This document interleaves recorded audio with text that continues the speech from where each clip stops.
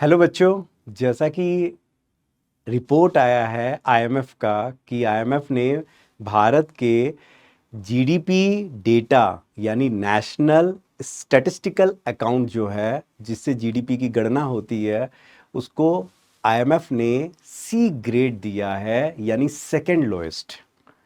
बड़ी विचित्र बात है कि अभी सेकेंड क्वार्टर का यानी दूसरे तिमाही का जीडीपी का आंकड़ा जारी हुआ है, जीडीपी वृद्धि दर का, जहां हमारा जीडीपी वृद्धि दर दूसरे तिमाही सेकेंड क्वार्टर में 8.2% दर्ज किया गया है, जो सरकार के एक्सपेक्टेशन से भी ज़्यादा है।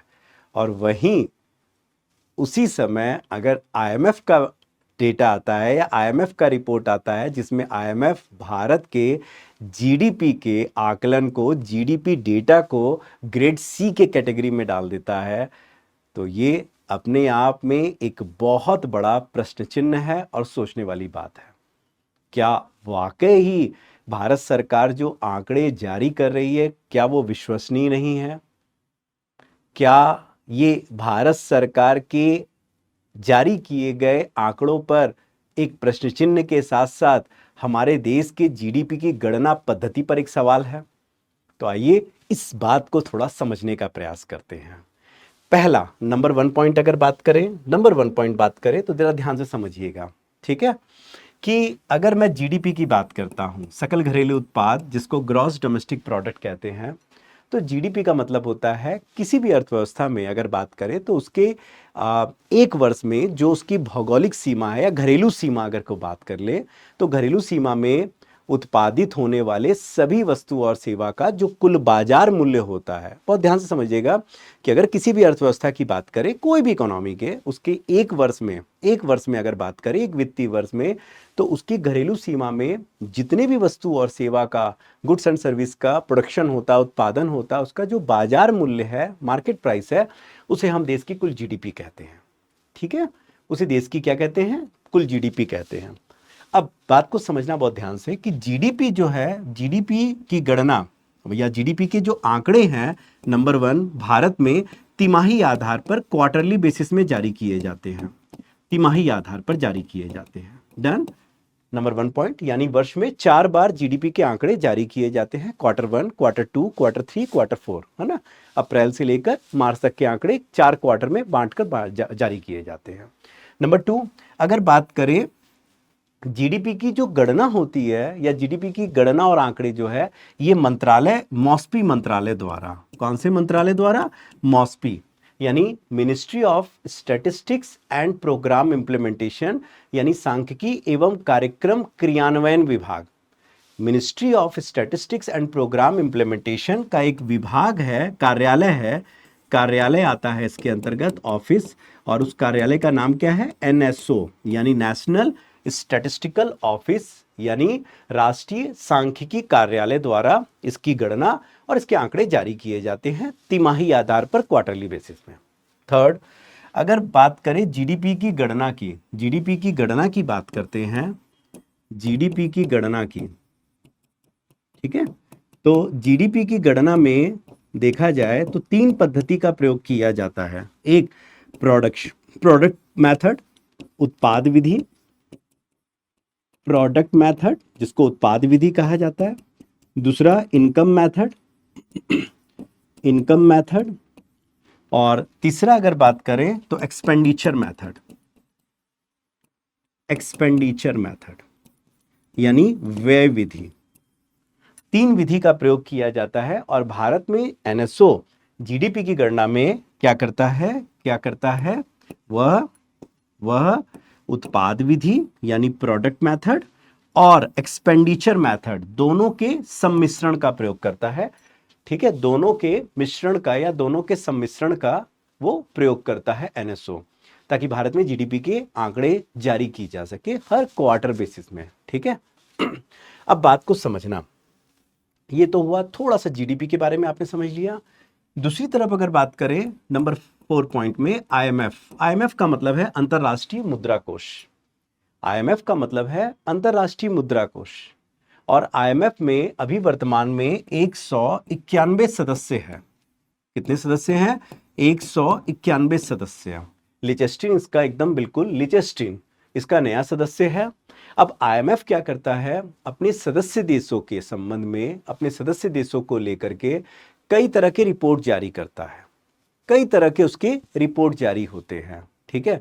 जैसे एक बहुत इंपॉर्टेंट रिपोर्ट इसका आता है वर्ल्ड आउटलुक रिपोर्ट, ठीक है ना। फिर एक आता है world financial stability, global financial stability report. तो ये सब रिपोर्ट जो है ये आईएमएफ जारी करता है, ठीक है। माने फिर से बोल रहा हूँ, वर्ल्ड आउटलुक रिपोर्ट की बात करें या ग्लोबल फाइनेंशियल स्टेबिलिटी रिपोर्ट की बात करें तो ये आईएमएफ जारी करता है। अब आईएमएफ ने जो वर्तमान में जारी किया है रिपोर्ट, एक रिपोर्ट में, और कहा है कि भारत में जो जीडीपी की गणना की जाती है, जीडीपी के संबंध में जो आंकड़े या गणना की जा रही है, इसका कंप्यूटेशन या गणना में जो पद्धति प्रयोग हो रहा है, यानी national statistical accounts, national statistical account पद्धति का जो प्रयोग हो रहा है, ठीक है ना, ये बहुत ट्रांसपेरेंट नहीं है, पर्याप्त नहीं है, और इसे आईएमएफ ने क्या कर दिया, इनसफिशिएंट होने के कारण आईएमएफ ने इसको ग्रेड सी दे दिया, यानी जो सेकंड लोएस्ट ग्रेड होता है उस ग्रेड में लाकर खड़ा कर दिया। अगर हम आईएमएफ के इस रिपोर्ट की बात करें तो इसके अनुसार आईएमएफ क्या करता है, 4 प्रकार के ग्रेड देता है आईएमएफ के 4 ग्रेड होते हैं यहां पर, ठीक है। Grade A, grade B, grade C और ग्रेड डी, 4 ग्रेड होते हैं। ग्रेड ए का मतलब होता है कि जहां माने इसको कहा जाता है best quality data, best quality कहा जाता है, बेस्ट क्वालिटी। तो मानी सी बात है, आपको समझ में आ गया होगा कि बेस्ट क्वालिटी मतलब यूएसए है, यूके है, जापान है, इसमें शामिल होते हैं, ठीक है। जबकि अगर बी की बात करें तो ये मॉडरेट डेटा में आता है, मॉडरेट डेटा में आता है।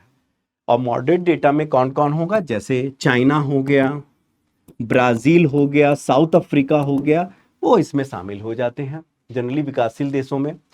लेकिन हाँ, भारत भी विकासशील होने के बावजूद भारत को मॉडरेट में ना लिख करके वो इनसफिशिएंट में रखा है, इनसफिशिएंट डेटा या इनसफिशिएंट जो है श्रेणी है उसमें रखा है सी कैटेगरी, जो कि सेकंड लोएस्ट है। यानी ये 2 कैटेगरी सी और डी बहुत लोएस्ट माना जाता है, यानी डी को तो डेफिशिएंसी माना जाता है कि डेफिशिएंसी ऑफ डेटा, कि आपका डेटा ही आपके पास नहीं है ठीक से, डेफिशिएंसी। यहां तो इनसफिशिएंट, यहां तो डेटा ही नहीं है आपके पास में। तो इनसफिशिएंसी में अगर देखा जाए तो भारत शामिल है, इंडिया, और यहां पर एक और देश शामिल को, इंडोनेशिया को भी इसी में शामिल कर लिया गया। लेकिन हाँ, डेफिशिएंसी में जैसे सीरिया को शामिल कर लिया गया है, सीरिया को यहां शामिल कर लिया गया है, इस तरह के और भी देशों को शामिल किया गया। तो ये एक अच्छी खबर नहीं है, ये मन इसको हम बहुत अच्छी खबर नहीं मान सकते कि भारत को सी कैटेगरी में सेकंड लोएस्ट में रखा है।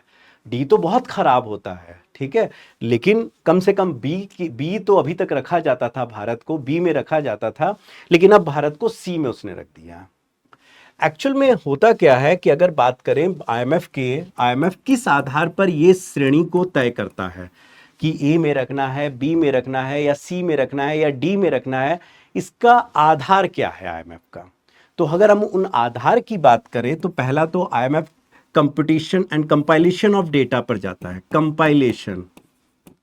कंपाइलेशन ऑफ जीडीपी, ठीक है ना, यानी जीडीपी का जो डेटा, जीडीपी डेटा जो है उसका कंपाइलेशन कैसे हो रहा है, किस तरह से उन आंकड़ों को इकट्ठा किया जा रहा है, उन आंकड़ों को इकट्ठा कैसे किया जा रहा है, उनका कंपाइलेशन कैसे हो रहा है, एक तो ये मानक लेता है। दूसरा आईएमएफ लेता है कि जो अर्थव्यवस्था है वहाँ फॉर्मल यानी औपचारिक एंड इनफॉर्मल सेक्टर के जो डेटा है, इनफॉर्मल सेक्टर अनौपचारिक क्षेत्र के डेटा जो हैं उसको कितना कवर किया जा रहा है, कितना बेहतर तरीके से उसको कवर किया जा रहा है, एक तो ये लेता है। तीसरा आईएमएफ देखता है कि जो डेटा प्रकाशित किए जा रहे हैं, जारी किए जा रहे हैं, उन एक्यूरेसी ऑफ डेटा क्या है, एक्यूरेसी क्या है, उसकी प्रामाणिकता या एक्यूरेसी ऑफ डेटा क्या है, कितना एक्यूरेट है डेटा, उसकी एक्यूरेसी पर जाता है ना, उसकी कितना वो एक्यूरेट है। फिर इसके बाद आईएमएफ क्या देखता है कि क्वालिटी ऑफ डेटा, जो डेटा जारी किया जा रहा है उसकी गुणवत्ता कैसी है। एक्यूरेसी के साथ साथ उसकी गुणवत्ता को भी देखता है कि उसकी गुणवत्ता कैसी है। फिर देखता है कि क्या एडमिनिस्ट्रेटिव यानी प्रशासनिक, एडमिनिस्ट्रेटिव डेटा यानी प्रशासनिक डेटा का, आंकड़ों का क्या प्रयोग किया जा रहा है, यह भी देखेगा। और फिर देखा जाता है कि जो दो मेथड का प्रयोग हो रहा है, प्रोडक्ट मेथड और दूसरा होता है एक्सपेंडिचर मेथड, जीडीपी की गणना में एक्सपेंडिचर मेथड, ठीक है ना, इनका रिकंसिलेशन कैसा हो रहा है, मतलब इनमें कितना रिकंसिलेशन हो रहा है, ठीक है। यानी दोनों में ऐसा ना हो कि एक में जीडीपी की गणना करने पर 90 आ रहा है और एक में जीडीपी गणना करने पर 100 आ रहा है। तो डेटा में 10 रुपए का देखा जाए तो डिस्क्रिपेंसी आ गया, भेद आ गया, तो उसमें कितना रिकंसिलेशन हो रहा है, समानता कितनी हो पा रही है, क्या दोनों से जीडीपी की गणना सही तरीके से की जा पा रही है, ज्यादा अंतर तो नहीं आ रहा है। ये सब के आधार पर आईएमएफ तय करता है कि उस देश के जीडीपी आंकड़ों को हम किस ग्रेड में डालेंगे। ध्यान से देखना, this is very very important. एक कंपाइलेशन, जो आंकड़े इकट्ठा किए जा रहे हैं उसको देखा जाएगा किस प्रकार किए जा रहे हैं। दूसरा, फॉर्मल, औपचारिक और अनौपचारिक क्षेत्र को उसमें कितना कवर किया जा रहा है डेटा में, जो डेटा लिया जा रहा है कितना एक्यूरेट है। फिर क्वालिटी, डेटा की गुणवत्ता कैसी है। एडमिनिस्ट्रेटिव, जो प्रशासनिक या सरकारी डेटा है, प्रशासनिक डेटा, उसका कितना प्रयोग किया जा रहा है। और प्रोडक्ट और एक्सपेंडिचर मेथड, ठीक है ना। और सबसे बड़ी बात है, एक और पॉइंट है कि जो डेटा जारी किए जा रहे हैं, टाइमली पब्लिश, कि क्या डेटा को टाइमली पब्लिश किया जा पा रहा है कि नहीं किया जा रहा है, ठीक है। इस आधार पर और एक प्रोडक्ट और एक्सपेंडिचर मेथड में जो जीडीपी की गणना हो रही है अलग अलग, उनमें कितना रिकंसिलेशन हो रहा है, ठीक है, कितना उसमें समानता या उसमें माने असमानता कितना है, उसमें डिस्क्रिपेंसी कितना है। इस आधार पर आईएमएफ क्या करता है, आईएमएफ तय करता है कि पर्टिकुलर डेट को हम, पर्टिकुलर कंट्री को हम क्या ग्रेड देंगे, ग्रेड ए देंगे, ग्रेड बी देंगे, ग्रेड सी देंगे या ग्रेड डी देंगे। क्लियर एकदम, वेरी गुड। अब सबसे बड़ी बात है कि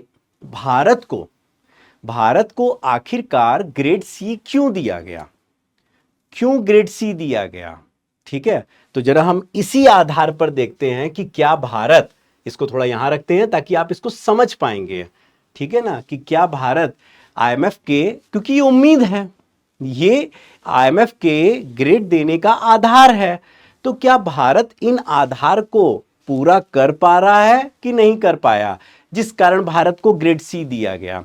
तो पहला, जैसे अगर बात करते हैं कंपाइलेशन ऑफ जीडीपी डेटा, अगर हम कंपाइलेशन ऑफ जीडीपी डेटा की बात करते हैं तो कहीं ना कहीं हमको क्या दिखाई देता है, कहीं ना कहीं हमको डेटा में यहां पर बोला गया कुछ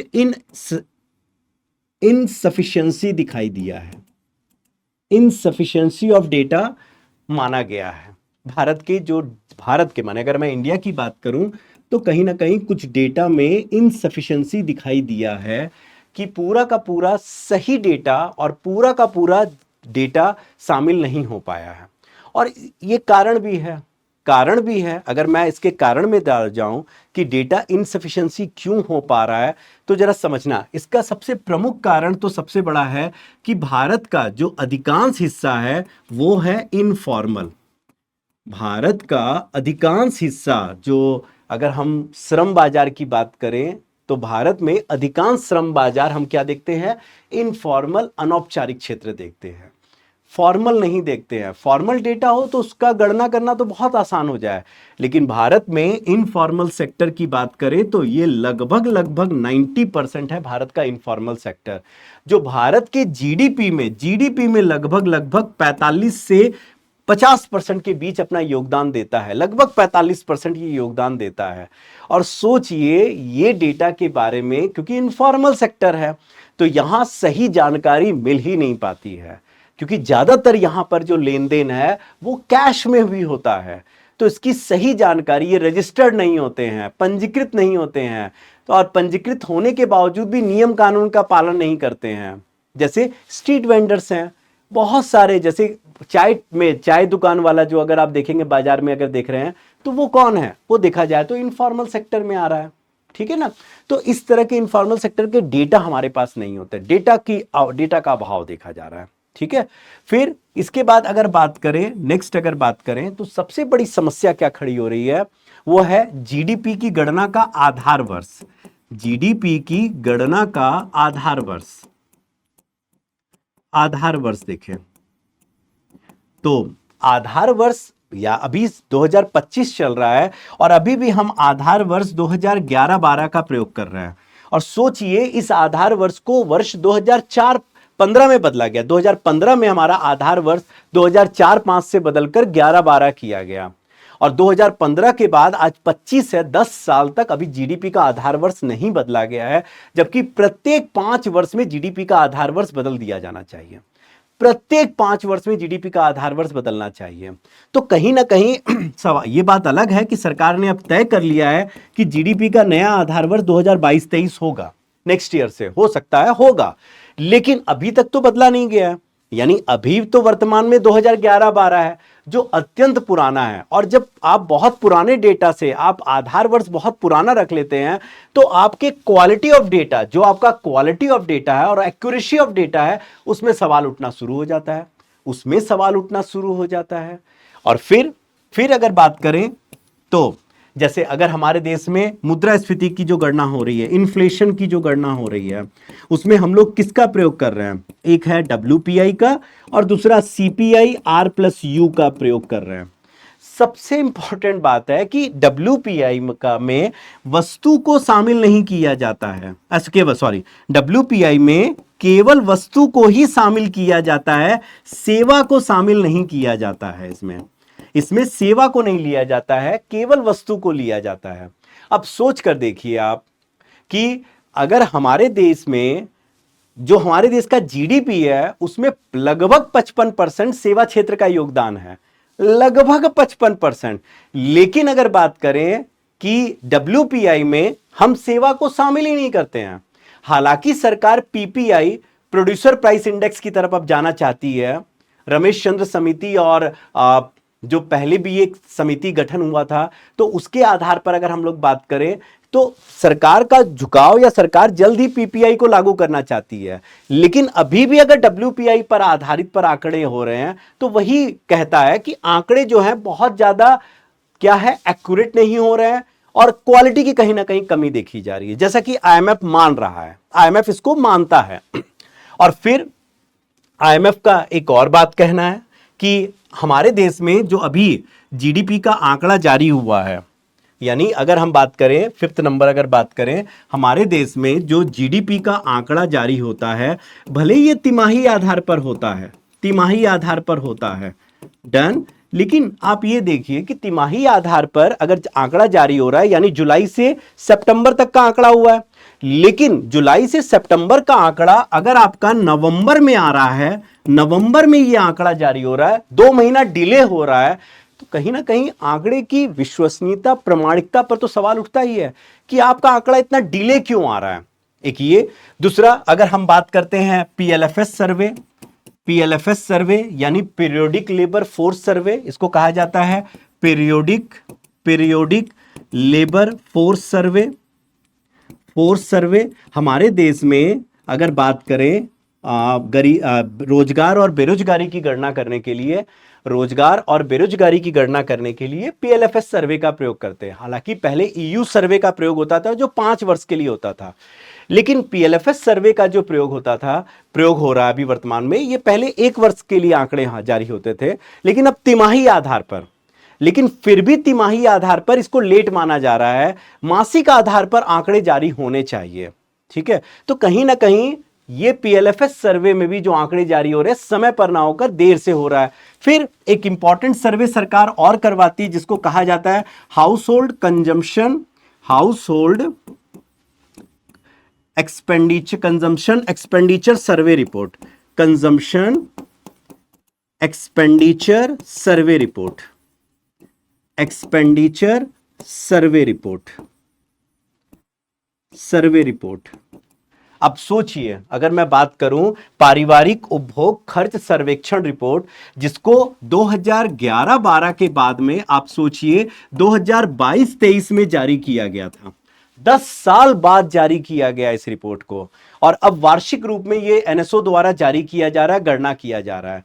इसमें भी ये कहा जा रहा है कि अभी भी 10 साल बाद एक तो पहले बाद रिपोर्ट आ रहा है, और ऊपर से ये अभी भी एक साल के लिए रिपोर्ट जारी किया जा रहा है, जबकि पारिवारिक उपभोग खर्च सर्वेक्षण रिपोर्ट जो है, house hold consumption expenditure survey report, ये कम से कम तिमाही आधार पर इसको लागू होना या जारी किया जाना चाहिए, ताकि हम पारिवारिक उपभोग खर्च के द्वारा देश की सही जीडीपी का खर्च आधार पर, कंजम्पशन आधार पर, एक्सपेंडिचर आधार पर हम जीडीपी का सही आकलन कर पाए, जीडीपी का हम सही आकलन कर पाए। और एक बड़ी समस्या और जो बताया जा रहा है कि अभी तक हम सेंसस क्या ले रहे हैं, 2011 का प्रयोग कर रहे हैं जनगणना में। सोचिए 2025 हो गया है और अभी तक हम सेंसस जनगणना 2011 का प्रयोग कर रहे हैं। तो दिक्कत यहां पर क्या आ रहा है? दिक्कत यही आ रहा है कि इन सब के चक्कर या इन सब के कारण क्या हो रहा है, एक तो हमारा डेटा बहुत ज्यादा विश्वसनीय नहीं हो रहा है, दूसरा ये जितने भी सर्वे हो रहे हैं सैंपल आधार पर हो रहे हैं, तो उतना पर्याप्त सैंपल हम नहीं ले पा रहे हैं, क्योंकि हमें टाइमली आंकड़ा भी जारी करना है, ठीक है। और एक बड़ी समस्या और आ रही है, अगर समस्या में बात करें तो एक समस्या और क्या दिखाई देता है, और वो समस्या है MCA 21, यानी मिनिस्ट्री ऑफ कॉर्पोरेट अफेयर जो पोर्टल है 21। इसमें क्या होता है कि कंपनियां अपने उत्पादन के आंकड़े देती है, सबमिट करती है, और उस आधार पर भारत सरकार IIP यानी इंडेक्स ऑफ इंडस्ट्रियल प्रोडक्शन और CII के आंकड़े जारी करते हैं, कोर इंडस्ट्रियल इंडेक्स के आंकड़े जारी करते हैं, जिससे औद्योगिक उत्पादन क्षमता या निष्पादन परफॉर्मेंस का पता लगता है। लेकिन बहुत सारी ऐसी कंपनियां हैं जो इसमें रजिस्टर्ड ही नहीं है, इनकॉर्पोरेटेड है, तो उनके भी आंकड़ा नहीं मिल पाते हैं। तो इस कारण से IMF ने भारत को, इन सब के कारण भारत को क्या दे दिया है, C श्रेणी, ग्रेड C दिया है। अब सवाल उठता है कि सर अगर ये ग्रेड C मिला है तो इसका क्या प्रभाव पड़ेगा? अगर हम प्रभाव पर बात करते हैं ग्रेड C से, तो हां इसका प्रभाव पड़ेगा। पहला प्रभाव इसका पड़ेगा पॉलिसी मेकिंग पर, पॉलिसी मेकिंग पर इसका प्रभाव पड़ेगा। देखा जाए इसका प्रभाव पड़ना है, क्योंकि जब आपका IMF का मानना है जब आपके आंकड़े इनसफिशिएंट होंगे तो आप बेहतर तरीके से वो पॉलिसी बना ही नहीं पाएंगे, आपकी नीति निर्माण में फिर दोष होंगे, सरकार उस तरह से नीति नहीं बना पाएगी, कार्यक्रम को नहीं बना पाएगी जिस हिसाब से कार्यक्रम चाहिए, यानी लक्षित वर्ग क्या है, टारगेटेड पीपल क्या है, उनको कौन सा कार्यक्रम कैसे लाभ पहुंचाना है और किस तरह की पॉलिसी को बनाना है, वो पॉलिसी मेकिंग में समस्या आएगा, पॉलिसी मेकिंग प्रॉब्लम खड़ा होगा। एक तो ये दिक्कत। दूसरी बड़ी दिक्कत होगा कंपैरिजन को लेकर, कंपैरिजन यानी तुलना को लेकर। IMF का मानना है कि जो हम जीडीपी को लेते हैं हर देश की, उस जीडीपी का हम क्या करते हैं, क्योंकि इसका जो मानक होता है गणना करने का, वो अंतरराष्ट्रीय मानक का प्रयोग किया जाता है, जिसको हम लोग बोलते हैं system of national account, SNA पद्धति, जिसको हमने भी 2015 में अपनाया, सिस्टम ऑफ नेशनल अकाउंट। तो उससे हर देश की जीडीपी का क्या होता है, तुलनात्मक अध्ययन होता है। जीडीपी का जब गणना कर लिया जाता है तो देश की जीडीपी के आधार पर हम लोग तुलनात्मक अध्ययन करते हैं। तो वो कंपैरिजन नहीं हो पाएगा, अगर आंकड़े सही नहीं होंगे तो वो कंपैरिजन करना बहुत मुश्किल हो जाएगा, ऐसा IMF का मानना है, ऐसा IMF मानती है। तीसरा, IMF को लगता है कि कहीं ना कहीं एडमिनिस्ट्रेटिव डेटा, जैसे अगर बात करें GST की बात करें, जैसे GST रिटर्न की बात करें, जैसे डिजिटल पेमेंट, जैसे UPI की बात करें, डिजिटल पेमेंट की बात करें, इन सबको जीडीपी के आकलन में, जीडीपी की गणना में समाहित ही नहीं किया जा रहा है ठीक से, वही ओल्ड वेज या ओल्ड तरीके को प्रयोग किया जा रहा है। इससे क्या हो रहा है, डेटा डिस्क्रिपेंसी हो रहा है। सही तरीके के आंकड़े को अगर शामिल करना है तो हमें न्यू मेथड को अपनाना पड़ेगा। हमें एडमिनिस्ट्रेटिव डेटा जो सरकार द्वारा जारी किया जा रहा है कि कितना डिजिटल भुगतान हो रहा है, हमारा कैसे इनफॉर्मल अब फॉर्मल में जा रहा है, गिग इकोनॉमी की बात करें, अगर हम बात करें तो इन सब को न समाहित करने के कारण या पूरी तरह इसको हम लोग नहीं ला पाते हैं, अपने जीडीपी आंकड़ों में। इससे क्या होता है, कहीं ना कहीं एक तो हम इन क्षेत्रों को क्या कर रहे हैं, इग्नोर कर रहे हैं। सबसे इंपॉर्टेंट बात है, अगर हम इग्नोर कर रहे हैं तो कहीं ना कहीं जो आंकड़े की गुणवत्ता है, क्वालिटी है, उस पर प्रश्न उठ जाता है, क्योंकि ये कहीं ना कहीं आंकड़ों की क्वालिटी को बढ़ाता है। और जब हम उसको इग्नोर कर रहे हैं, हम पुराने पद्धति को प्रयोग कर रहे हैं। इसीलिए इसीलिए सरकार अब क्या करने वाली है या क्या करना चाहिए, सरकार का कदम क्या होगा। सरकार के कदम की बात करें, आगे की राह की बात करें, तो सरकार क्या करेगी। नंबर वन जो सबसे इंपॉर्टेंट है कि बेस ईयर चेंज करना होगा। बेस ईयर चेंज करना होगा, और वाकई सरकार अब बेस ईयर चेंज करने जा रही है। जैसे जीडीपी का आधार वर्ष 2011-12 किया जा रहा है, सीपीआई का आधार वर्ष हो सकता है 2024 किया जाएगा, आईआईपी के आधार वर्ष को 2022-23 किया जाएगा। तो कहीं ना कहीं जब बेस ईयर चेंज होगा जीडीपी का बेस ईयर चेंज होकर के 2022-23 होगा, तो आंकड़े जो बहुत पुराने हैं, कम से कम आंकड़ों की गुणवत्ता, एक्यूरेसी बढ़ेगी और सही तरीके से आंकड़ों का समायोजन, इंटीग्रेशन हो पाएगा। दूसरा, कहीं ना कहीं न्यू मेथड को भी प्रयोग करना पड़ेगा, पुराने मेथड को छोड़कर। जैसे अगर बात किया गया जीएसटी रिटर्न को, कि कितना जीएसटी, कितने लोग रिटर्न दाखिल कर रहे हैं, फिर यूपीआई डेटा, कितना यूपीआई ट्रांजैक्शन हो रहा है, यूपीआई डेटा को समाहित करें। ठीक है, इस तरह के जो भी एडमिनिस्ट्रेटिव डेटा है उसको भी सरकार को समाहित करना चाहिए, ओल्ड ट्रेंड को छोड़कर। तीसरा, सरकार को कहीं ना कहीं आईआईपी पद्धति में भी परिवर्तन करना होगा। ठीक है, और सरकार उसके लिए तैयार है। सरकार ने हाल ही में कहा है कि अब वो आईआईपी में चेंजेस करेंगी, आईआईपी के पद्धति को चेंज किया जाएगा। इसके डेटा संकलन को, जो डेटा को जिस तरह से डेटा लिया जा रहा है, उस डेटा संकलन को चेंज किया जाएगा।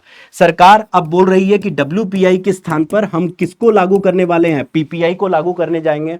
और कहीं ना कहीं पीपीआई को लागू करने से हमारे आंकड़ों की विश्वसनीयता और बढ़ेगी, कम नहीं होगी, बल्कि और क्या होगा, और बढ़ेगा। और सबसे बड़ी बात है, सरकार का यह भी प्रयास है कि जो पीएलएफएस सर्वे है, सरकार यह भी प्रयास कर रही है कि जल्दी सरकार इसको मासिक आधार पर यह सर्वे के आंकड़े जारी करना शुरू करेगी। ऐसे क्या होगा, अगर टाइमली डेटा जारी करना शुरू कर देगी सरकार, टाइमली अगर जीडीपी का डेटा अगर जारी करना शुरू हो जाएगा, तो होगा क्या, आंकड़ों की गुणवत्ता बढ़ेगी, कंपाइलेशन बहुत अच्छा होगा। फिर सबसे बड़ी बात है कि टाइमली रिलीज करने से क्या होगा, उसकी प्रामाणिकता और विश्वसनीयता भी बढ़ेगी। और कहीं ना कहीं जो हमारा ग्रेड है नीचे, ये ग्रेड अपने आप हम बेहतर स्थिति में पा लेंगे। तो ये एक अस्थायी रूप से हुआ है, लेकिन स्थायी समाधान जो है, जो हम लोग करेंगे, और इसके बाद हम बेहतर ग्रेड को प्राप्त कर पाएंगे। और ये बहुत जल्द ही आप देखने को आपको मिलेगा। तो बहुत चिंता का विषय तो है ही है, ऐसा नहीं कहूंगा कि चिंता का विषय नहीं है, लेकिन हाँ, जल्द ही हम लोग इन सुधारों को सरकार लागू करके अपने ग्रेड को और बेहतर, यानी कहीं ना कहीं हम ऊपर की ओर, बी या ए की ओर मूव कर पाएंगे। तो ये रहा क्यों आईएमएफ ने ग्रेड सी दिया, क्या उसका प्रभाव पड़ेगा, और सरकार उसके लिए क्या प्रयास कर रही है या करेगी, इसके बारे में हम लोगों ने विस्तार से चर्चा किया है, जो आपके एग्जाम के लिए बहुत इंपॉर्टेंट है। Thank you so much, all the best, bye bye.